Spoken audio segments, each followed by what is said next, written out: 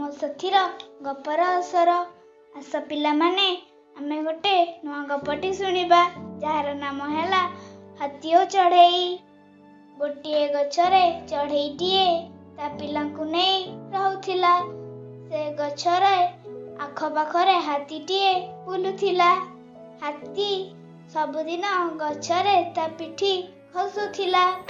ଏଥିରେ ଗଛଟି ହଲି ଯାଉଥିଲା। ଗଛ ହଲୁଥିବାରୁ ଚଢ଼େଇମାନେ ଅସୁବିଧାରେ ପଡୁଥିଲେ। ଛୁଆମାନେ ଗଛରୁ ଖସି ପଡ଼ିବାର ଡର ଥିଲା। ଚଢ଼େଇ ଉପାୟ ଖୋଜିଲା। ସେ ହାତୀ ପାଖକୁ ଗଲା। ଚଢ଼େଇ ହାତୀ କାନ ଭିତରେ ପଶିଗଲା। ହାତୀ କଚାଡ଼ି ହୋଇ ତଳେ ପଡ଼ିଗଲା। କିଛି ସମୟ ପରେ ଚଢ଼େଇ କାନରୁ ବାହାରି ଆସିଲା।